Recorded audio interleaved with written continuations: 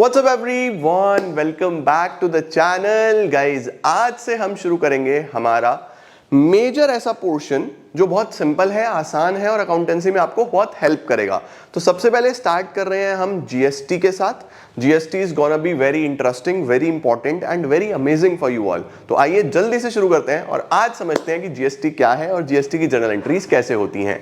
Let's begin.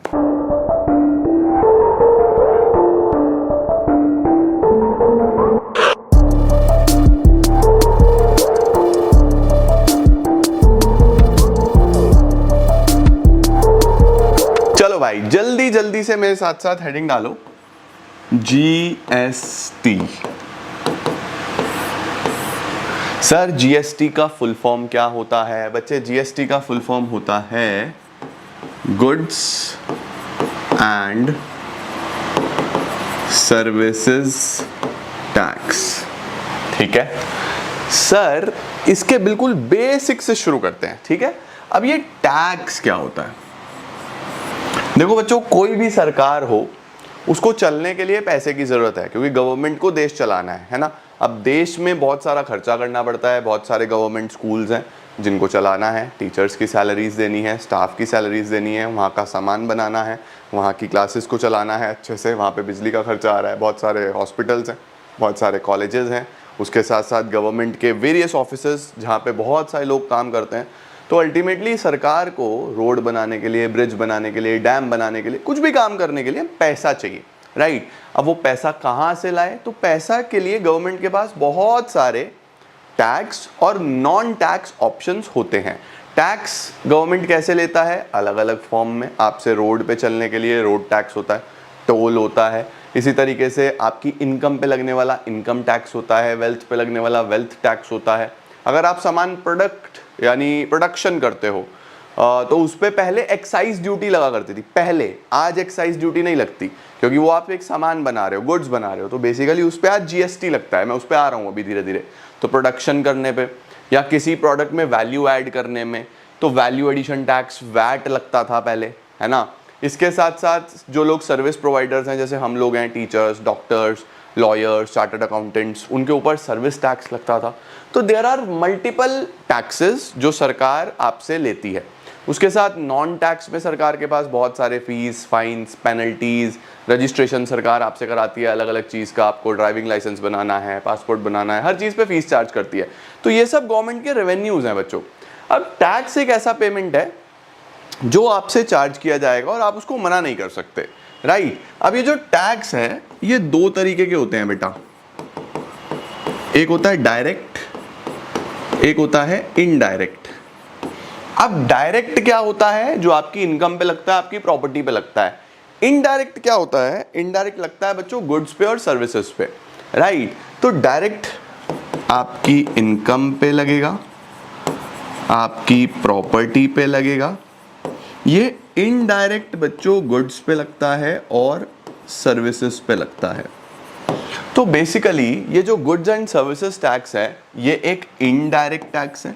Sir इसको हम indirect क्यों बोलते हैं? इनडायरेक्ट इसीलिए बोलते हैं बेटा, जैसे सपोज मैं एक सेलर हूँ, मैं एक बिजनेसमैन हूँ। आप सारी अकाउंटेंसी बिजनेस के पॉइंट ऑफ व्यू से पढ़ते हो। मैं एक बिजनेसमैन हूँ, तो मैंने जितना पैसा कमाया, मेरी इनकम हुई, ठीक है, रेवेन्यू माइनस एक्सपेंस, मेरी इनकम हुई।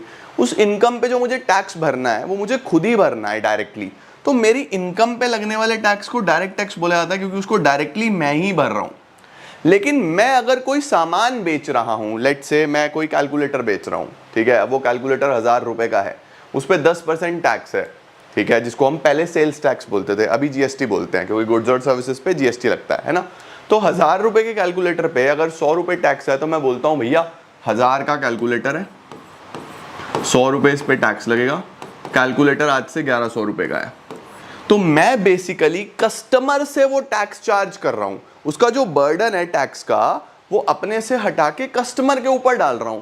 तो मैंने उस कस्टमर को बोला भाई साहब 1000 रुपए तो आप सामान के दो, ये तो आप गुड्स के दो, ये आप जीएसटी के दो, तो टोटल आपको 1100 रुपए पे करने हैं, आपको इतना अमाउंट पे करना है ना। तो बच्चों यहां पे क्या है? ये है हमारा GST. What is GST? GST एक इनडायरेक्ट टैक्स है जो बेसिकली गुड्स और सर्विसेज पे लग रहा है और एक सेलर डायरेक्टली पे नहीं कर रहा, वो कस्टमर से ले रहा है। किससे ले रहा है? कस्टमर से। इसीलिए इसको डेस्टिनेशन बेस्ड टैक्स भी बोलते हैं। डेस्टिनेशन बेस्ड का मतलब होता है बच्चों कि ये वहां नहीं चार्ज हो रहा जहां पे सामान बन रहा है। अब कैलकुलेटर तो पता नहीं कहां पे बना होगा, ये कब लग रहा है? जब ये कस्टमर तक पहुंच गया, कस्टमर से लिया जा रहा है, तो इसको हम डेस्टिनेशन बेस्ड टैक्स भी बोलते हैं, राइट। और इनडायरेक्ट क्यों है? क्योंकि सेलर ने ये इनडायरेक्टली भरा, डायरेक्टली नहीं भरा, इनडायरेक्टली भरा, ठीक है। तो डायरेक्ट टैक्स हो गया, इनडायरेक्ट टैक्स हो गया। लगता किस पे है? गुड्स और सर्विसेज पे, इसीलिए इसको जीएसटी बोलते हैं। सही हो गया बच्चों। अब ये जो जीएसटी है ये 2017 में आया, राइट। इससे पहले there were multiple indirect taxes. जैसे जब आप माल बेचते थे तो सेल्स टैक्स होता था, वैल्यू एडिशन के लिए वैल्यू एडिड टैक्स होता था, जब आप सामान बनाते हो तो उस पर मैन्युफैक्चरिंग पे, प्रोडक्शन पे एक्साइज ड्यूटी लगती थी, सर्विस वालों के लिए सर्विस टैक्स होता था। तो ऐसे मल्टीपल टैक्सेस होते थे। बट 2017 में हमारी गवर्नमेंट ने बोला one nation one tax, multiple taxes नहीं होंगे, इनको क्लोज कर दो। तो ये सब खत्म हुए और किसका जन्म हुआ? जीएसटी का जन्म हुआ बच्चों, गुड्स एंड सर्विसेज टैक्स, ठीक है। अब समझो जल्दी से कि सर, अरे भाई अरे भाई अरे भाई अरे भाई अरे भाई नीचे हो जा।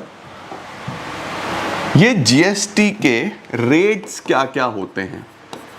रेट्स बच्चों, जीएसटी जो है ना 5 रेट्स डिफाइंड है जिस पे चलता है। सबसे पहले निल, या फिर हम इसको 0% भी बोल सकते हैं, देन 5%, देन 12%, देन 18%, देन 28%।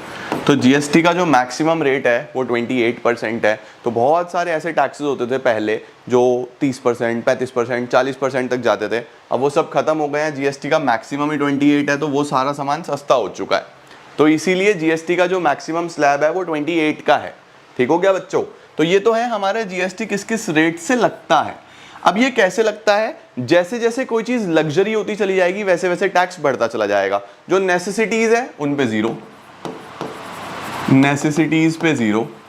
उसके बाद धीरे धीरे धीरे धीरे जैसे जैसे आप आगे बढ़ोगे, थोड़े कंफर्ट बनेंगे, थोड़ी लग्जरी बढ़ेगी, तो जैसे जैसे स्टैंडर्ड ऑफ लिविंग बढ़ता चला जाएगा ना, वैसे वैसे टैक्सेस भी बढ़ते चले जाएंगे। अब सपोज मूवी टिकट्स हैं, अब सिनेमा में मूवी देखने कौन जा रहा है भाई? वही आदमी जा रहा है जिसके पास ठीक ठाक पैसा है, उसको कोई चिंता नहीं है। वो ऐसा आदमी नहीं है जो रोटी के लिए भी परेशान हो रहा है। तो उस पर कितना लगाया गया? 28% लगाया गया कि भाई ये अफोर्ड कर सकता है, ये वहाँ जाके पॉपकॉर्न भी खरीदेगा, 500 रुपये के पॉपकॉर्न पे भी टैक्स लगा दो, if you know Nirmala Sitharaman ji. तो बेसिकली ये इस तरीके से जीएसटी लगता है। ठीक हो गया बच्चों। अब ये जो जीएसटी है ये कितने तरीके का होता है? What are the types of GST? अब देखो बच्चों, जो जीएसटी है ना वो एक ऐसा टैक्स है जो सेंट्रल गवर्नमेंट और स्टेट गवर्नमेंट मिलजुल के बांटती है आपस में, है ना भाई। सरकार चलानी है तो सेंट्रल गवर्नमेंट को भी पैसा चाहिए, स्टेट गवर्नमेंट को भी पैसा चाहिए।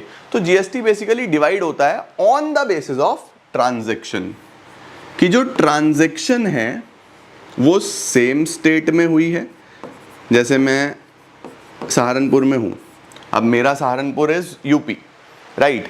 तो अगर ट्रांजैक्शन यूपी से यूपी में है यानी सेम स्टेट में है, तो फिर क्या होता है? सपोज 12% जीएसटी लग रहा है, लेट सपोज, तो फिर 6% जो है वो सेंट्रल गवर्नमेंट ले जाएगी, 6% जो है वो स्टेट गवर्नमेंट ले जाएगी। तो जो सेंट्रल गवर्नमेंट लेके गई उसको बोलूँगा सीजीएसटी, जो स्टेट गवर्नमेंट लेके गई उसको बोलूँगा एसजीएसटी। तो अगर सेम स्टेट में ट्रांजैक्शन हो रही है, यूपी से यूपी में ट्रांजैक्शन हो रही है, हरियाणा से हरियाणा में, पंजाब से पंजाब में, हिमाचल से हिमाचल में, एमपी से एमपी में, सेम स्टेट में, तो फिर बच्चों जो आपका जीएसटी चलेगा वो आधा आधा बट जाएगा, सेंटर में और स्टेट में। तो उसको हम बोलेंगे सेंट्रल जीएसटी और स्टेट लेवल जीएसटी। ठीक है। लेकिन अगर डिफरेंट स्टेट्स हुई, अगर हुई डिफरेंट स्टेट्स, सर अगर डिफरेंट स्टेट्स हुई यानी यूपी से माल चला पंजाब में जाके बिका, या पंजाब से माल चला हरियाणा में जाके बिका, हरियाणा से माल चला हिमाचल में जाके बिका, तो अलग अलग जगह से सामान चल रहा है। 2 स्टेट्स हैं, अब आपस में लड़ाई होगी कि कौन सी स्टेट गवर्नमेंट को टैक्स जाना चाहिए, यूपी को जाए, पंजाब को जाए, किसके पास जाए? योगी जी को दें या भगवंत मान जी को दें? किसको दें टैक्स, किसके पास जाना चाहिए? तो लड़ाई झगड़ा हो जाएगा भाई साहब। तो इस केस में हम बोलते हैं कि आईजीएसटी चलेगा, आईजीएसटी इंटीग्रेटेड चलेगा, 12%, पूरा का पूरा इसको हम IGST बोलेंगे और सेंट्रल गवर्नमेंट अपने पास रखेगी, उसके बाद जैसे बंटवारा करना है अपने आप देखेगी।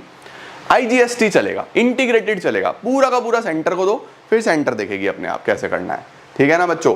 तो अगर स्टेट अलग अलग होती है तो एक ही टैक्स लगता है, उसको बोल देते हैं IGST। अगर स्टेट सेम होती है तो अलग अलग टैक्स लगते हैं, जिसको बोलते हैं CGST और SGST। यूनियन टेरिटरीज में एक और टैक्स लग जाता है जिसको हम बोलते हैं UTGST। अब यूनियन टेरिटरीज कौन सी हैं? दमन दीव, चंडीगढ़ हो गई, है ना, जितनी भी यूनियन टेरिटरीज हैं, उन यूनियन टेरिटरीज के लिए जो GST है वो UTGST कहलाता है। इस पे ज़्यादा चर्चा नहीं है, मेन चर्चा आपकी इसी पे होने वाली है, same state different states, IGST और CGST। समझे क्या? क्लियर हुआ? परफेक्ट, बढ़िया सर, समझ गए। इसका भी स्क्रीनशॉट ले लो। अगर काइंड्स ऑफ GST पूछेगा तो फिर आपके पास CGST, SGST, IGST, UTGST, but questions mainly यहां से होंगे। परफेक्ट मेरे नालायकों, चलो सर ये भी डन हो गया। आइए जी अब आगे आते हैं। अब बच्चों GST का मतलब समझ गए, GST के रेट समझ गए, GST के काइंड्स या टाइप समझ गए। अब GST में एक छोटा सा और बहुत इंपॉर्टेंट कॉन्सेप्ट है कि ये इनपुट GST क्या होता है और ये आउटपुट GST क्या होता है। What is input GST, what is output GST, ठीक है। आओ अब आपको ये समझाता हूँ, बहुत मस्त बढ़िया एग्जाम्पल, मजा आ जाएगा तुमको सीख के, ठीक है। ये हमारा चिंटू है, चिंटू चिंटू ओ हमारे चिंटू, ये हमारा चिंटू है बच्चों, जो बिजनेसमैन है। चिंटू इज अ बिजनेसमैन, ये स्टार्टअप फाउंडर है, ठीक है। चिंटू बनाता है फुटवेयर, शूज बनाता है बढ़िया बढ़िया, नाइकी को टक्कर दे रहा है, ठीक है जी। ओके हो गया काम। अब बच्चों आप ये समझो कि चिंटू जो है भाई शूज बनाने के लिए उसको रॉ मटेरियल चाहिए, जो भी रॉ मटेरियल है वो खरीद के लाएगा। तो चिंटू सबसे पहले गया बाजार, चिंटू गया बाजार मार्केट और बाजार से खरीद के ला रहा है रॉ मटेरियल। अभी हम एक पेयर ऑफ शूज की बात कर रहे हैं, फिर वो जितने भी लाएगा 1000, 2000, 5000 तो मल्टीप्लाई कर लेना ऐसे ही, ठीक है। कॉन्सेप्ट समझ लो। लेट सपोज रॉ मटेरियल 500 रुपए का है, रॉ मटेरियल कितने का है? 500 रुपए का। जिस दुकानदार से खरीद रहा है, इस दुकानदार का नाम है प्रमोद। तो भैया प्रमोद सेलर है, चिंटू बायर है फिलहाल हमारे केस में, है ना। अब प्रमोद ने चिंटू को बोला भाई साहब 500 रुपए का रॉ मटेरियल है, बट गवर्नमेंट के नियम है 12% के हिसाब से GST लगेगा, वो भी आप ही को भरना है, क्योंकि अभी आप सीख के आए हो कि इनडायरेक्ट टैक्स है, कस्टमर से चार्ज कर लिया जाता है। तो कस्टमर को बोला 12% इस पे, 12 × 5 60 रुपए। तो जो सामान है वो आपको 560 रुपए का पड़ेगा। सामान कितने का पड़ेगा? 560 रुपए का।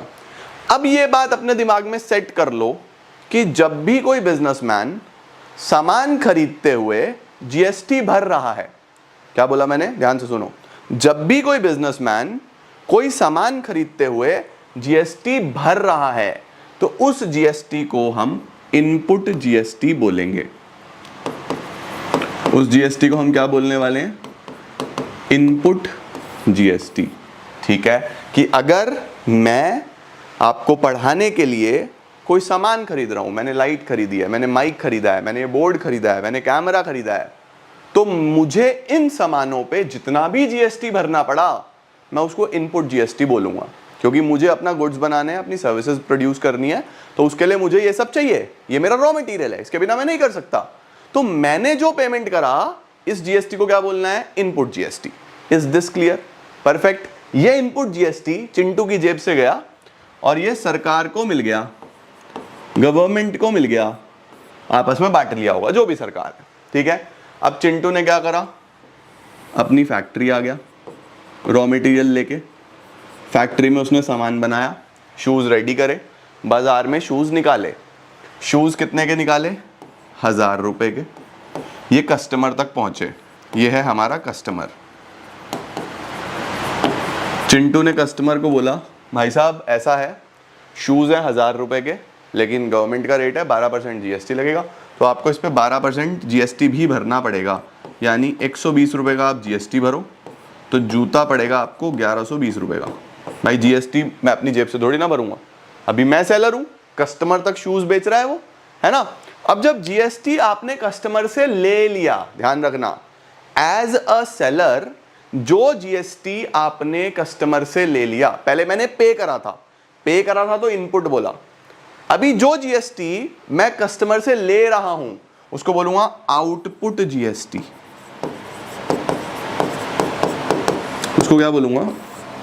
Output GST. ठीक है बच्चे, जो जीएसटी मैं कस्टमर से ले रहा हूं उसको आउटपुट जीएसटी बोलूंगा। अब सरकार फिर आ गई, सरकार ने बोला हाँ भाई चिंटू, लाओ ये 120 रुपए का जीएसटी दे देते जरा, जीएसटी है आपके नाम पे 120 रुपए, ये जीएसटी दे देते जरा। चिंटू ने बोला मोदी जी या योगी जी या भगवंत मान जी या जो भी सीएम बीएम है, स्टेट गवर्नमेंट और सेंट्रल गवर्नमेंट को जो भी जीएसटी जाना है, उसने बोला नेताजी ऐसा है, एक बात समझिए मेरी, मैंने जो जूता बनाया, शूज कैसे बनाऊं अब मैं, बस जूता बनाया, ठीक है, मैंने जो जूता बनाया, ये जो मैं यहां पे आके बेच रहा हूं इस कस्टमर को, इस जूते को, सपोज यही है शू, इस शू को बनाने में जो रॉ मटेरियल लगा है उस पे मैं ये जीएसटी भर तो चुका हूं भाई। मैंने ये 60 रुपए का जीएसटी पहले भरा ना, इसी रॉ मटेरियल पे भरा। सीधी सी बात है या नहीं है भाई? ये जो रॉ मटेरियल मैं यूज कर रहा हूं इसी पे तो भरा, तो मैं आपको कुछ जीएसटी तो पहले ही दे चुका हूं। तो आप मेरे से ये जो 120 रुपए मांग रहे हो जीएसटी के, मैं तो 60 पहले ही दे चुका हूं। तो मैं क्या करने वाला हूं, इस 120 में से 60 को करूंगा कैंसिल। इसका मतलब जो भी आपका आउटपुट बनता है बच्चों, आउटपुट वो है जो आपने कस्टमर से लिया है और आपको सरकार को देना है, जो भी आउटपुट बनता है बच्चों, उस आउटपुट में से आप इनपुट माइनस कर सकते हो क्योंकि वो आप ऑलरेडी दे चुके हो। तो अब आपका नेट जीएसटी पेबल कितना निकलेगा? 60 रुपए आपका पेबल निकलेगा। समझे? बेसिकली प्रोसेस क्या है कि एज अ बिजनेसमैन जो भी आपने जीएसटी भरा उस गुड्स या सर्विसेज को बनाने के लिए, जब आप उस गुड्स या सर्विसेज को बेचोगे उस पे जो जीएसटी बनेगा आप उसमें से माइनस करके रिमेनिंग जीएसटी सरकार को भर सकते हो। ये जो प्रोसेस है ना, आउटपुट में से इनपुट माइनस करना, ये इंपॉर्टेंट प्रोसेस है। इसको हम लोग क्या बोलते हैं? जीएसटी को सेट ऑफ करना। इसको क्या बोलते हैं बच्चों? जीएसटी को सेट ऑफ करना। तो जीएसटी सेट ऑफ कैसे किया जाता है? आउटपुट पे आपको जो भी जीएसटी मिला उसमें से इनपुट जो था वो माइनस करो, बचा हुआ आप सरकार को पे कर दो। कई बार ऐसा होता है कि 1200 का इनपुट है और 1200 का ही आउटपुट बना, तो हमें कोई भी जीएसटी नहीं देना, हमारा जीएसटी पेबल विल बी 0। बात समझ में आई? इसको सेट ऑफ बोलते हैं बच्चे।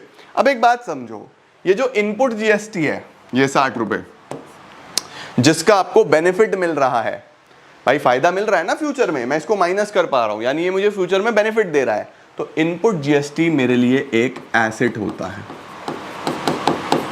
ये मेरे लिए एक एसेट होता है बच्चों, क्योंकि मुझे फ्यूचर में बेनिफिट दे रहा है।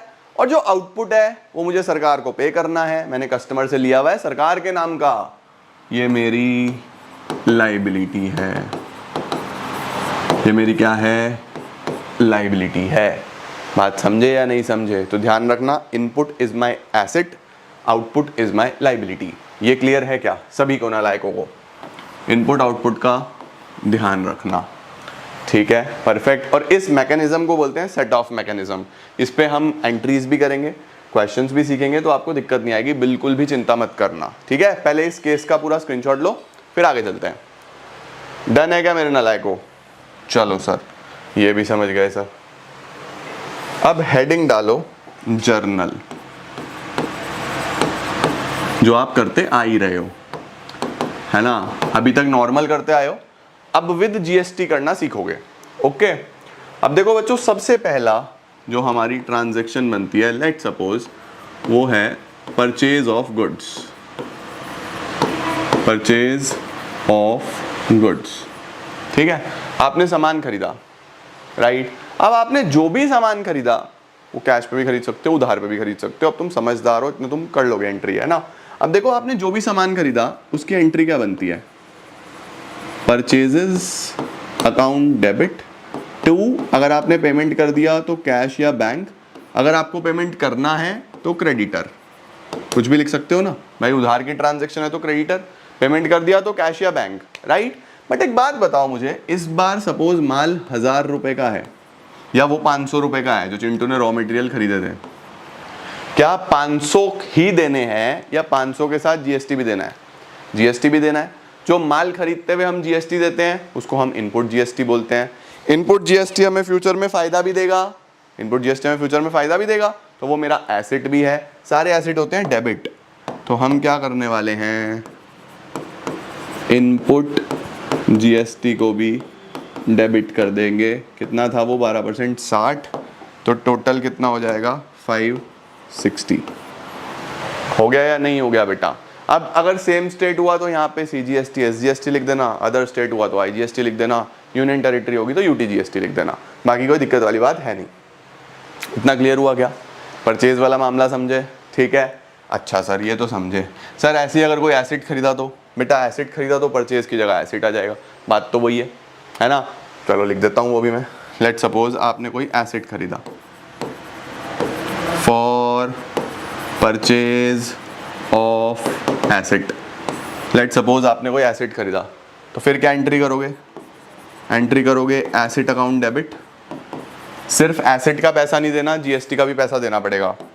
तो input GST debit to, ultimately अगर कैश या बैंक से पैसा दे दिया तो बैंक, उधारी है तो क्रेडिटर लिख देना भाई, सिंपल सी बात है। ट्रांजैक्शन वैसे ही होगी, बस परचेज था यहाँ पे क्योंकि ये आप गुड्स खरीद रहे थे, यहाँ पे एसेट खरीद रहे हो तो एसेट ही आ गया, बात वही है। परफेक्ट है क्या बच्चों? डन? क्लियर हुआ?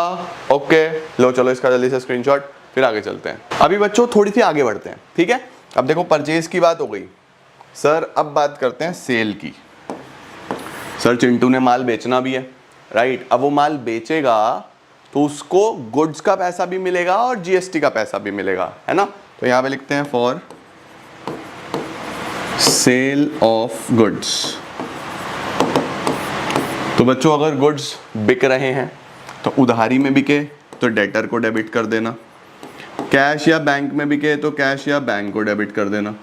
तो डेटर डेबिट या कैश या बैंक डेबिट टू सेल्स, जो माल बिका। अब जब माल बिकेगा तो माल के साथ साथ जीएसटी भी लूंगा। जीएसटी भी मेरे पास आ रहा है बट वो मुझे सरकार को देना है, वो मेरी लाइबिलिटी है। सारी लाइबिलिटी क्रेडिट होती है और ये आउटपुट है, तो इसको क्या लिखूंगा मैं, टू आउटपुट जीएसटी। हम 1000 रुपए का माल बेच रहे थे, 12% 120 टैक्स, रिसीव होगा 1120। आ गया या नहीं आ गया बेटा? समझ में आई बात? तो इनपुट एक एसेट है इसीलिए वो डेबिट होता है, आउटपुट एक लाइबिलिटी है इसीलिए वो क्रेडिट होती है। सिंपल सी बात है या नहीं है मेरे नालायकों? ओके, ये बात समझे? ठीक है। अब मैं तुमको कुछ इंपॉर्टेंट चीजें बताने वाला हूं, बट उससे पहले कुछ छुटर पुटर चीजें। इसी तरीके से अगर मैंने कोई बिल्डिंग ली हुई है रेंट पे, मुझे रेंट भरना है तो मुझे फिर उसका जीएसटी भी देना पड़ेगा। तो उस केस में rent debit, input GST debit to bank, है ना। लेट सपोज मैंने कोई बिल्डिंग रेंट पे ली हुई है, अब मुझे रेंट भरना है। अब देखो बच्चों रेंट है, इसी तरीके से आपको कई जगह पैसा भरना पड़ सकता है। तो आप जब भी इस तरीके का कोई काम कर रहे हो जहां पे आपको जीएसटी भी देना है, तो आप वो जीएसटी भी डेबिट करके चलना, वो आपके लिए इनपुट होगा बस, है ना। तो मैंने लिखा रेंट अकाउंट डेबिट, फिर input GST debit to bank. तो आप जितने भी कोई अगर एक्सपेंस कर रहे हो जिसपे जीएसटी लग रहा है, तो फिर आप उस केस में जीएसटी को इनपुट मान के डेबिट करके चलोगे। सिंपल सी बात है यार। आउटपुट कब होगा? जब आप कलेक्ट करोगे, ठीक है। जब जब आपको जीएसटी भरना है तब इनपुट है, कलेक्ट करोगे तो ही आउटपुट होगा, नहीं तो आउटपुट नहीं होगा। ओके, बात समझे? अब कुछ इंपॉर्टेंट ट्रांजैक्शन समझो अभी और। नंबर 5, बच्चों अगर आपने माल खरीदा है तो जरूरी तो नहीं है कि आप उस माल को रखोगे, आप वापस भी कर सकते हो। इसका मतलब अगर जो मैं माल खरीद रहा हूं मैं उसको वापस कर दूं तो जीएसटी पे क्या इंपैक्ट आता है? सोचो जरा भाई। मैं अगर खरीद रहा हूं तो मैं परचेज को डेबिट कर रहा हूं, डेबिट कर रहा हूं या नहीं कर रहा हूं? जब वापिस होता है तो क्रेडिट करते हैं ना, तो हम बोलते हैं टू परचेज रिटर्न, राइट। ये क्रेडिटर को हमने क्रेडिट करा हुआ था कि भैया इसका पैसा देना है, अब इसको हम डेबिट करते हैं, ठीक है भाई, क्रेडिटर अकाउंट डेबिट, कि अब इसका ये पैसा नहीं देना, हम बेसिकली कैंसिल आउट करते हैं, तो रिवर्स करते हैं। अब मुझे एक बात बताओ, तुमने माल खरीदा, उस पर जीएसटी भरा, अगर तुम वो माल ही वापस कर दोगे तो वो जीएसटी भी तो रिटर्न होगा, होगा या नहीं होगा? तो बेसिकली ये जो इनपुट तुमने डेबिट किया हुआ था, ये इनपुट भी अब क्या हो जाएगा, क्रेडिट हो जाएगा to input GST. Input credit होने का मतलब समझ रहे हो? ध्यान रखना, नॉर्मली जो नेचर है बच्चों, वो इनपुट का नेचर डेबिट है, इनपुट नॉर्मली डेबिट ही होगा, but if we need to cancel it, अगर हमें इनपुट को कैंसिल करना हो तो फिर हम इनपुट को क्रेडिट करते हैं। सर कैंसिल कब कब करना पड़ सकता है, यानी ये एसेट हमारा कब नहीं होगा, कब हम इसको सेट ऑफ नहीं कर पाएंगे? तो देखो बच्चों, सेट ऑफ हम कब नहीं कर पाते, सबसे पहले परचेज रिटर्न के केस में। भाई तुमने अगर जो रॉ मटेरियल खरीदा था वो वापस ही कर दिया तो इनपुट को आप यूज नहीं कर पाओगे, है ना, उसका जीएसटी आपको कैंसिल करना पड़ेगा। दूसरा, अगर आप घर ले जाते हो गुड्स निकाल के, तुमने जो शू बनाए वो बेचे नहीं, घर ले गए तो भी उसका इनपुट कैंसिल आउट करना पड़ेगा, क्योंकि तुम बेचोगे तभी तो बेनिफिट मिलेगा, अभी क्या बेनिफिट है, कोई बेनिफिट नहीं है, ठीक है। इसी तरीके से अगर आग लग जाए उस माल में, भाई जिस माल पे आग लग गई, भाई वो बिक ही नहीं रहा, अब आग लग गई तो बिक नहीं रहा, तो चोरी हो जाए, आग लग जाए, ठीक है, ड्राइंग्स कर लो आप, परचेज रिटर्न कर दो आप, तो इस केस में बेटा आपको इनपुट नहीं मिलता, तो कोई इनपुट यहाँ पे नहीं होगा, यहाँ पे आपको इनपुट को कैंसिल करना पड़ेगा, कैंसिल करने के लिए क्रेडिट ही करना पड़ता है, ठीक हुआ। सर अगर इस केस में आग लग जाए, for example loss by fire, तो फिर क्या एंट्री बनेगी, लॉस बाय फायर, या फिर थेफ्ट, या फिर आप चैरिटी कर दो, आप गुड्स फ्री में किसी को दे दो, बेचो ही ना, ये भी कैंसिलेशन होता है इनपुट का, चैरिटी कर दो। तो अब क्या होगा, क्या एंट्री बनती है, सोचो, loss by fire debit, loss by fire debit, या आपने चैरिटी कर दिया तो चैरिटी डेबिट, चोरी हो गए तो थेफ्ट डेबिट। भाई तुम दुकान से अपना घर आए, मस्त रोटी रोटी खा रहे हो, तुम्हें पता ही नहीं, इतने में पीछे से चौकीदार का फोन आया कि सर तुम्हारी दुकान में चोरी हो गई या दुकान में आग लग गई, तो अल्टीमेटली वो जो माल जल गया उसका जीएसटी का इनपुट थोड़ी ना मिल रहा है, भाई माल ही नहीं बचा, जल गया वो पूरा का पूरा, तो उस केस में क्या होगा, loss by fire debit, charity debit to purchases and to input GST. यहां पे हम इनपुट को कैंसिल कर रहे हैं, ये ध्यान रखना, सही हुआ क्या, परफेक्ट। तो सर ये इनपुट को अगर कैंसिल करना हो तो क्रेडिट करना पड़ेगा, ये चीज ध्यान रहे, ठीक है।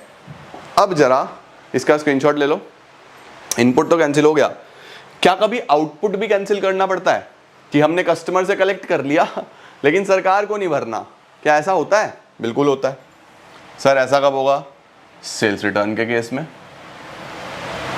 अब आ जाओ सेल्स रिटर्न के केस में, नंबर, अरे यार आजा, number 6 sales return.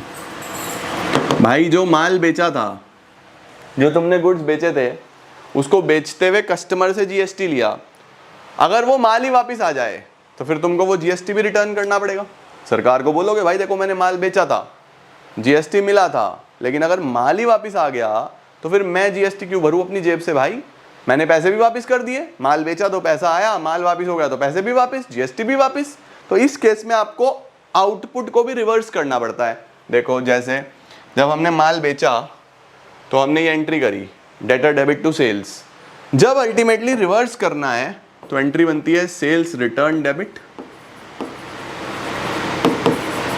Sales return debit to debtor, right. अब ये जो आउटपुट तुमने कलेक्ट करा हुआ था, ये आउटपुट भी तो रिवर्स होगा, तो उस केस में आप आउटपुट को भी डेबिट करते हो, आउटपुट जीएसटी डेबिट। तो मेरे प्यारे नालायकों, नॉर्मली आउटपुट का क्या नेचर है? आउटपुट का नेचर है क्रेडिट। नॉर्मली आउटपुट हमेशा क्रेडिट ही होगा, but in case of returns, अगर रिटर्न्स होंगे तो आउटपुट को आप डेबिट कर रहे हो टू नलीफाई इट्स इम्पैक्ट। उसके इम्पैक्ट को निल करने के लिए आप बेसिकली उसको डेबिट कर देते हो। समझ रहे हो? ये जर्नल एंट्रीज बड़े ध्यान से देख लो, ना लायक को गड़बड़ मत करके आना इनमें। सही हुआ या नहीं हुआ? हुआ परफेक्ट? ओके। हाँ सर समझे, सर समझे तो थोड़ा थोड़ा 2-2 बार 3-3 बार लेक्चर को देखना अगर कहीं अटके हो, ठीक है। आओ जरा आगे चलते हैं। इसके बाद बच्चों हमारे पास सबसे इंपॉर्टेंट एंट्री आती है सेट ऑफ की। सर अगर सेट ऑफ करना हुआ तो कैसे करेंगे, क्या प्रोसेस है? देखो बहुत सिंपल है। आपने जो जीएसटी कलेक्ट करा है भाई, जो तुमने कलेक्ट करा है, जो तुम्हारा आउटपुट है, वो क्या है? लाइबिलिटी है ना। लाइबिलिटी है इसलिए आपने क्रेडिट करा हुआ है कि भैया मेरी लाइबिलिटी है। जब तुम इसको पे कर दोगे, जब तुम इस लाइबिलिटी को चुका दोगे, तो चुकाने के लिए तुम्हारी लाइबिलिटी भी खत्म। जैसे तुम पे कर दोगे तो लाइबिलिटी भी खत्म।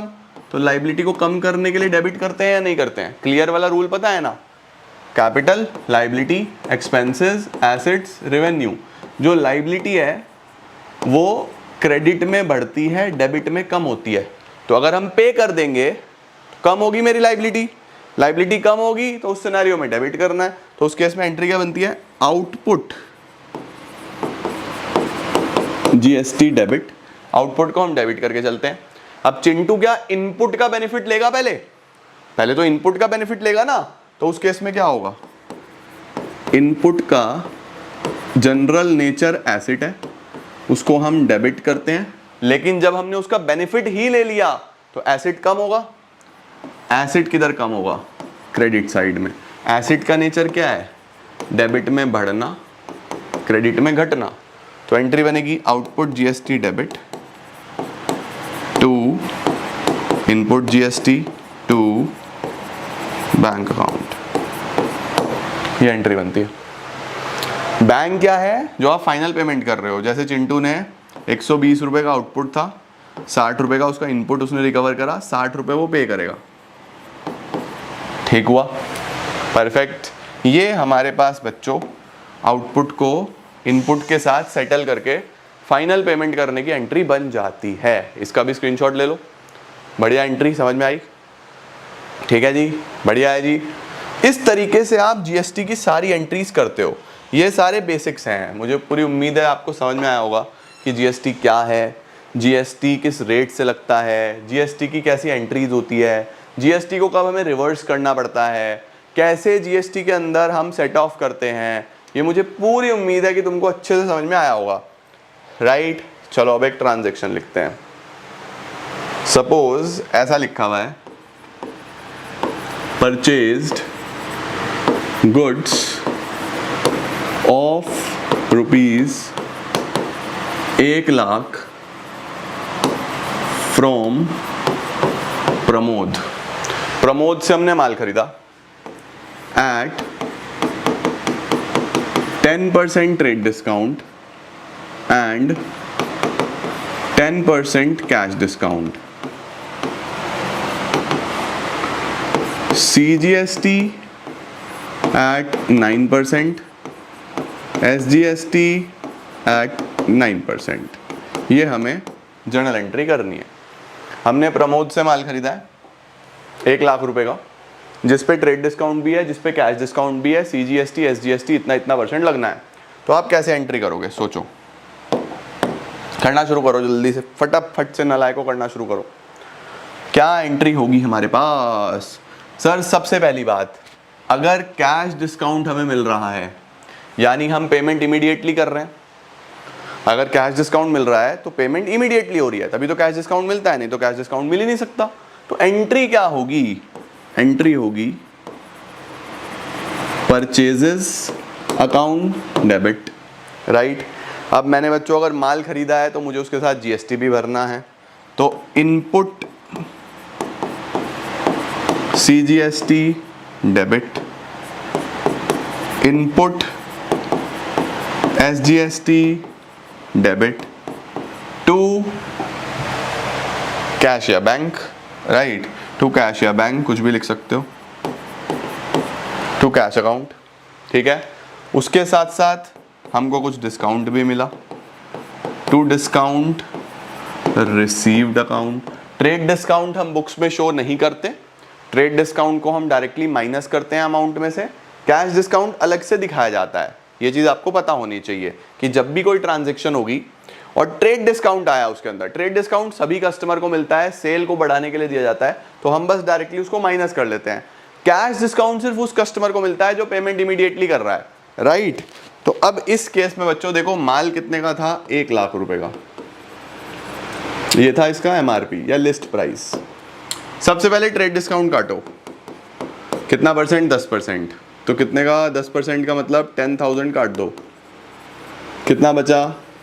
90। कितना बच गया हमारे पास? 90,000 रुपए बच गए बच्चों। अब कैश डिस्काउंट जो है वो हमें इमीडिएटली मिलेगा। इमीडिएटली क्यों मिलेगा बेटा? वो इमीडिएटली इसलिए मिलेगा क्योंकि बेसिकली हम पेमेंट किस में कर रहे हैं? कैश में कर रहे हैं। तो हम यहाँ पे क्या करने वाले हैं? डिस्काउंट निकालने वाले हैं, कैश डिस्काउंट, ठीक है। लेकिन एक बात ध्यान रखना, बिफोर कैश डिस्काउंट आप ये समझो कि जीएसटी भी तो लगना है ना भाई। 90,000 रुपए की तो परचेजेज हैं, 90,000 की परचेजेज हैं। अब हमने इसमें सीजीएसटी भी भरना है, हमने एसजीएसटी भी भरना है, और हमें कैश डिस्काउंट मिलेगा तो कैश डिस्काउंट को हम माइनस करने वाले हैं। ये चीज़ सीखने वाली है, ध्यान से सीख लो इसको। तो यहाँ पे बच्चों 90,000 का बेसिकली 9%, 8100 तो ये हो गया, 8100 बच्चों ये हो गया, और हमारा जो कैश डिस्काउंट है वो कितना परसेंट है? 10%। तो 90,000 का ही 10%, 9,000 रुपये का हमारा कैश डिस्काउंट हो गया। ये हम माइनस करेंगे तो अल्टीमेटली नेट पेमेंट जो हमको करनी है वो कितनी करनी है? 90,000 प्लस 8100 प्लस 8100 माइनस 9,000, 97,200, ये हमारा पेमेंट होगा, ठीक है। तो परचेज कितने का है? देखो परचेज में ये ट्रेड डिस्काउंट माइनस करने के बाद 90, जीएसटी कितना कितना भरा हमने? 8,100, 8,100। भाई जितने का माल है उस पर जीएसटी लग रहा है, राइट। अब हमको जो डिस्काउंट मिला वो कितना मिला? 9,000 रुपये का। तो अल्टीमेटली हम पे कितना कर रहे हैं? 97,200 ये हम पे कर रहे हैं। ये हमारा कैश या बैंक में आ गया। अब एक बार टैली करो कि क्या दोनों साइड हमारे अमाउंट मैच हो रही है। 97,200 प्लस 9,000, देखो इधर आ रहा है 1,06,200 और यहाँ भी हो जा रहा है 1,06,200। परफेक्ट ना लायको, ये परचेज के लिए, ये पेमेंट करने के लिए, और ये जो इनपुट है ये आपका एसेट बनेगा जब आप लास्ट में सेटलमेंट करोगे। ओके चलो, ऐसी एक ट्रांजैक्शन दूँ तुमको आज होमवर्क में करने के लिए, कमेंट सेक्शन चेक करूँगा, ठीक है। इसका स्क्रीनशॉट ले लिया ना? ओके, थोड़ा सा चेंज कर रहा हूँ बस मैं, फिर अगली क्लास में हम कुछ क्वेश्चंस और लगाएंगे। सोल्ड गुड्स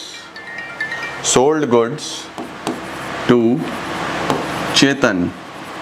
चेतन को हमने माल बेचा इस बार 50,000 रुपए का at 10% trade discount and 5% cash discount. ये डिस्काउंट है, ओके। सीजीएसटी 6%, एसजीएसटी 6%, आपको जर्नल एंट्रीज की कमेंट सेक्शन में लिखनी है। हमने माल बेचा है इस बार 50,000 रुपये का, 10% trade discount, 5% cash discount, CGST SGST इतना इतना। अब देखते हैं कितने नालायक सही बताने वाले हैं और कितने नालायक गलती करने वाले हैं। ओके, तो अभी के लिए इतना ही नालायकों, आज की क्लास के लिए इतना ही। एक बार थोड़ा सा हैवी टॉपिक है, ध्यान से समझो। Pass entries in the books of Ashok Brothers assuming that all the transactions have been entered within the state of Bihar. अब देखो बच्चों, सारी ट्रांजेक्शंस बिहार में ही हुई हैं, with in the state of Bihar, यानी सेम स्टेट है। सेम स्टेट है तो GST CGST प्लस SGST लगेगा, डिफरेंट होता है तो IGST लगता है, राइट। तो देखो क्या क्या ट्रांजेक्शंस हैं हमारे पास। क्या सर मैं ये सारी की सारी ट्रांजेक्शंस इसी बोर्ड पे कहीं ना कहीं एडजस्ट करके कर दूं, है ना, तो हिसाब किताब बार बार बदलना नहीं पड़ेगा, यही कहीं ना कहीं कर लेंगे हम एंट्रीज। सबसे पहले देखो, हमने गुड्स खरीदे हैं। अब देखो बच्चों, हम जब भी गुड्स खरीदते हैं तो गुड्स का पैसा भी देना है और GST का पैसा भी देना है। सिखाया था मैंने आपको। मैं कोई भी माल खरीदूंगा, मैं कुछ भी बर्गर पिज्जा खाने जाऊंगा, मुझे उस सामान का पैसा भी देना है, GST का पैसा भी देना है। तो क्या एंट्री बनेगी, purchases account debit. Purchases debit होती हैं। अब मैं पे करूंगा तो इनपुट मेरा एसेट बनेगा, एसेट सारे डेबिट होते हैं। Input CGST debit, input SGST debit. To, उधार में खरीदा है तो जिससे खरीदते हो उसको बोलते हैं क्रेडिटर, उसका पैसा देना है। तो purchases account debit, input CGST debit, input SGST debit to creditor account. कितने का माल है, 2 लाख रुपए का। 2 लाख रुपए पे बेटा 6% CGST, 6% SGST, तो 2 लाख पे 6% कितना बैठेगा, 2 लाख पे 6% 12,000, 12,000 तो 224 बैठ जाएगा, 2,24,000 रुपये। ठीक है जी, पहली ट्रांजैक्शन सिंपल हो गई, परचेजेस डेबिट हो गई, credit purchases to creditor normal entry बनती थी। लेकिन अभी आप जब भी माल खरीदोगे साथ में GST भी भरोगे, तो जब भी भरोगे GST तो आपका एसेट है ना, तो डेबिट होगा। चलो, अब हमने माल बेचा है, हमने माल बेचा है इस बार बच्चों। सोचो, अब मैं सेलर हूं, लेट सपोज मैं ये घड़ी बेचता हूं, मेरा काम है इन वॉचेस को बेचना, तो मैं घड़ी बेचूंगा तो कस्टमर से घड़ी का पैसा भी लूंगा, सरकार मेरे पे टैक्स लगाएगी तो मैं वो टैक्स भी बिल में ही जोड़ दूंगा, तो मैं कस्टमर से GST भी लूंगा। तो इस बार मेरे पास सिर्फ घड़ी का पैसा नहीं आएगा, GST भी आएगा। उसको क्या बोलते हैं, आउटपुट। वो मेरी क्या है, लाइबिलिटी। लाइबिलिटी क्यों है, क्योंकि मुझे सरकार को देना है वो पैसा, है ना। तो क्या एंट्री बनेगी, एंट्री बनेगी डेटर अकाउंट डेबिट। उधार पे है बच्चों तो डेटर को डेबिट करते हैं। To sales account, to output CGST, to output SGST। ठीक है, 3 लाख रुपए का माल बेचा है। 3 लाख पे 6% कितना हो जाएगा, 18,000, 18,000। यहां पे भी 18,000, 336 टोटल हो जाएगा। तो debtor account debit 336, to sales 3 lakh, to output CGST, to output SGST। ठीक हो गया बच्चों, समझ में आया। आउटपुट क्रेडिट क्यों हो रहा है, क्योंकि लाइबिलिटी है। इनपुट डेबिट क्यों हो रहा है, क्योंकि एसेट है। परफेक्ट। चलो जी, अब हमने कंप्यूटर प्रिंटर खरीद लिया 50,000 रुपए का और पेमेंट चेक से करा। आप कुछ भी खरीदो GST तो भरना पड़ेगा भाई, सामने वाला तो GST लेगा आपसे। तो यहाँ क्या होगा, office equipment debit, office equipment debit. मैं GST भर रहा हूं तो इनपुट है, डेबिट होगा। Input CGST debit, input SGST debit, to payment हो गया है to bank.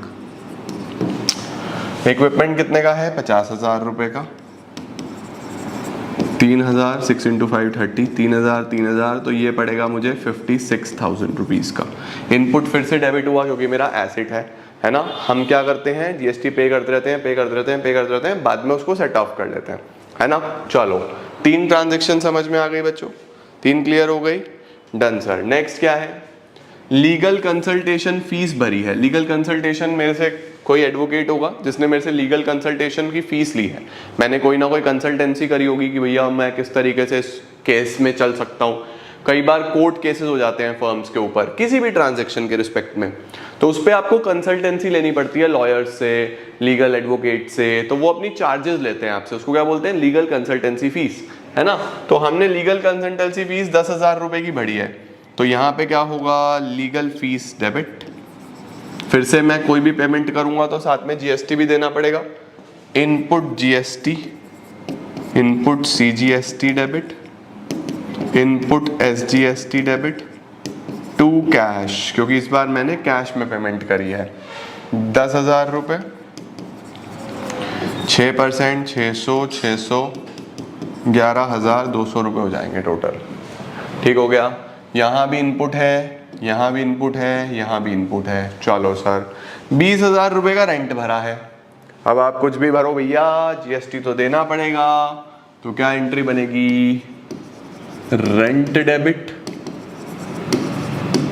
Input CGST debit, input SGST debit to, rent किस में भरा, चेक से, टू बैंक। ठीक है, रेंट है कितने का, 20,000 रुपये का। 20,000 पे 6%, 1200, 1200, 22,400 रुपये, 22,400 रुपये हमारे पास यहाँ आ जाएगा बच्चों।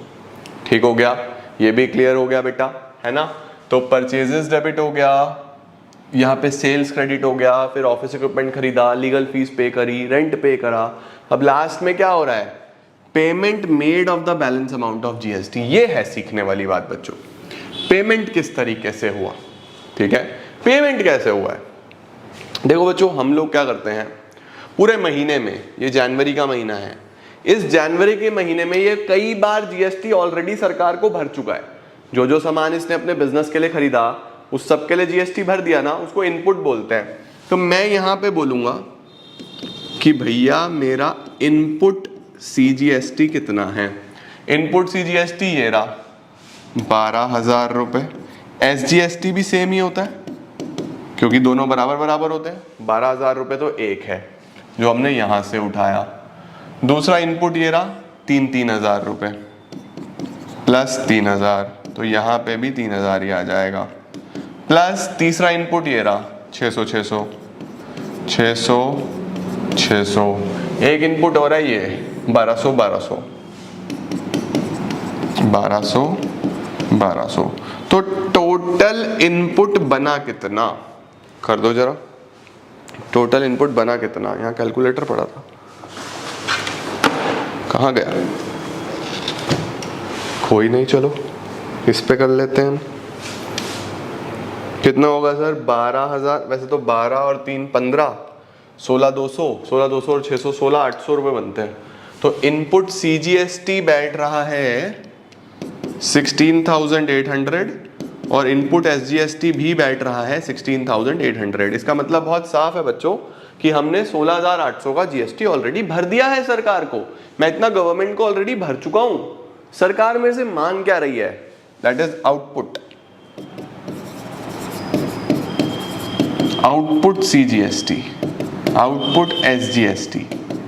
तो सरकार मेरे से मांग रही है आउटपुट, बस एक ही जगह आया, मैंने एक ही बार माल बेचा है, 18,000, 18,000,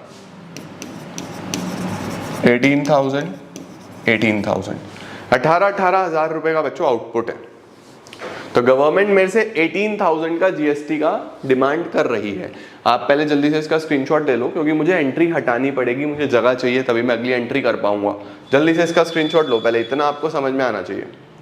ठीक हो गया, यहाँ पे मैंने जीएसटी भरा था, इनपुट का पार्ट है, यहाँ पे भरा था इनपुट का पार्ट है, यहाँ भरा था इनपुट का पार्ट है, यहाँ भरा था इनपुट का पार्ट है। आउटपुट एक ही बार मैंने रिसीव करा है जो गवर्नमेंट को देना है ना, ले लो स्क्रीनशॉट, डन। अब क्या होगा बच्चों, अब जब मैं यहां पे पेमेंट करूंगा, जब मैं पेमेंट करूंगा तो क्या मेरी लायबिलिटी कम होगी, जब मैं सरकार को पे कर दूंगा तो लायबिलिटी कम हो जाएगी। अब मैंने आपको क्लियर वाले रूल में क्या सिखाया है, क्या क्या होते हैं clear, capital, liability, expense, asset और रेवेन्यू। एक्सपेंस और एसेट डेबिट में बढ़ते हैं, क्रेडिट में कम होते हैं, लेकिन ये तीनों डेबिट में कम होते हैं, क्रेडिट में बढ़ते हैं, राइट। क्रेडिट में बढ़ते हैं, डेबिट में कम होते हैं। जल्दी से इसको भी लिख लो अपनी कॉपी में, स्क्रीनशॉट ले लो इसका भी। कैपिटल, लायबिलिटी और रेवेन्यू के बारे में आपको पता होना चाहिए अच्छे तरीके से, ठीक है, ओके। अब देखो बच्चों, जब मैं आउटपुट पे करूंगा तो मेरी लायबिलिटी कम हो जाएगी। भाई जो सरकार को लायबिलिटी, जो सरकार को जीएसटी भरना था, जब मैं भर रहा हूं तो मेरी लायबिलिटी कम होगी या नहीं होगी? लायबिलिटी कम होगी डेबिट में, तो मैं करूंगा आउटपुट सीजीएसटी डेबिट। सीजीएसटी को डेबिट क्यों कर रहा हूं? क्योंकि मेरी लायबिलिटी कम हो रही है इस बार, ठीक है। सरकार मेरे से मांग रही है 18,000 रुपए। मैं सरकार को बोलूंगा भैया 18,000 में से 16,800 तो मैं पहले दे चुका हूं, ये मेरा एसेट है, मेरी बुक्स में पड़ा हुआ है पहले से, मैं दे चुका हूं, ये मैं तो इसको यूज करूंगा, तो मैं इसको यहां पे यूज करूंगा टू इनपुट सीजीएसटी। कितना सरकार को इनपुट दिखाऊंगा कि 16,800 मैं भर चुका हूं। देखो सेंट्रल गवर्नमेंट की बात हो रही है, तो मोदी जी सुनो, 18 में से 16,800 मैं दे चुका हूं। अब जब मैं इसको यहाँ यूटिलाइज कर लूंगा बच्चों, तो मेरा एसेट भी कम हो गया, है ना, क्योंकि मैंने इसको यहाँ पे यूटिलाइज कर लिया। एसेट कहाँ पे कम होता है? क्रेडिट साइड में। एसेट क्रेडिट में कम होता है, लायबिलिटी डेबिट में कम होती है। जो बाकी बचा 1,200 रुपए, उसका क्या करें? पे करो बैंक से टू बैंक अकाउंट। कितना बचा? 1,200 रुपए, ये पे कर दो। अब देखो इस केस में भी एसेट कम हो रहा है, बैंक एक एसेट है, पे कर रहा हूं तो बैंक बैलेंस कम हो रहा है, तो एंट्री ऐसे बनती है। जब भी पेमेंट करना हो आउटपुट को डेबिट करो, इनपुट अगर है तो क्रेडिट कर दो। सही है बेटा। अब एसजीएसटी की भी same entry, output SGST debit to input SGST to bank. कितना है? 18,000, सेम ही होती है, 16,800 ये और 1,200 ये। आप चाहो तो इनको आप कंबाइन भी कर सकते हो, क्योंकि आप समझ ही गए, है ना।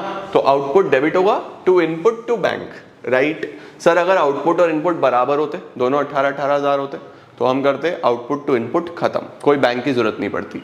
सर अगर इनपुट ज्यादा हो जाता, सपोज ये 18 होता, ये 19 होता, तो मैं सरकार को बोलता, पहले तो एंट्री करता आउटपुट टू इनपुट 18,18, जो 1,000 फालतू बचा उसका बस नोट लिख देता कि 1,000 is the credit which we will adjust in the next year, जो हम नेक्स्ट ईयर में एडजस्ट करेंगे। समझे कैसे सेट ऑफ होता है? समझे कैसे एडजस्टमेंट होता है, कैसा क्वेश्चन आता है? तो इस तरीके से बच्चों आप जीएसटी का कोई भी क्वेश्चन कर सकते हो। स्क्रीनशॉट ले लो, कोई भी क्वेश्चन आप बड़े आसानी से कर सकते हो। एक छोटा सा क्वेश्चन आपको मैं होमवर्क में दे रहा हूँ, जो कि आप आज ट्राई करोगे, अगली क्लास में मैं आपको वो कराऊंगा और चैप्टर हम समाप्त करेंगे, ठीक है। समझ गए कैसे जीएसटी की एंट्रीज होती हैं, कैसे एडजस्ट करते हैं? आओ, ये आप आज ट्राई करोगे, ये आपका होमवर्क है। इसमें मैं थोड़े थोड़े हिंट दे देता हूँ आपको। आपने माल खरीदा है, माल खरीदा है तो यहाँ पे इनपुट डेबिट होगा। माल बेचा है, आउटपुट क्रेडिट होगा। गुड्स रिटर्न कर दिया आपने, ये जो माल खरीदा था ये वापस कर दिया, वापस कर दिया तो इनपुट क्रेडिट होगा। क्रेडिट होने का मतलब है माइनस होगा, क्योंकि जब माल ही वापस कर दिया। कुछ माल वापस आ गया, माल वापस आ गया तो आउटपुट डेबिट होगा, यानी आउटपुट माइनस होगा, क्योंकि आउटपुट का नेचर क्रेडिट है। प्रिंटिंग स्टेशनरी का खर्चा आया, पेमेंट करोगे, इनपुट को डेबिट करोगे। Goods withdrawn for personal use, drawings, drawings में इनपुट क्रेडिट होता है, यानी माइनस होता है।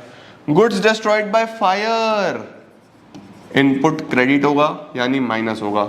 बैलेंस आपको पेमेंट करना है। करो ट्राई इसको आज, जल्दी से इसका स्क्रीनशॉट लो, ट्राई करो, कमेंट सेक्शन में भर देना। सर पहली ट्रांजैक्शन, दूसरी ट्रांजैक्शन देखते हैं कितने बच्चे सही एंट्रीज करेंगे, और फाइनल एंट्री देखते हैं कितने बच्चे सही करेंगे। ऑलराइट, समझ गए जीएसटी कैसे करना है?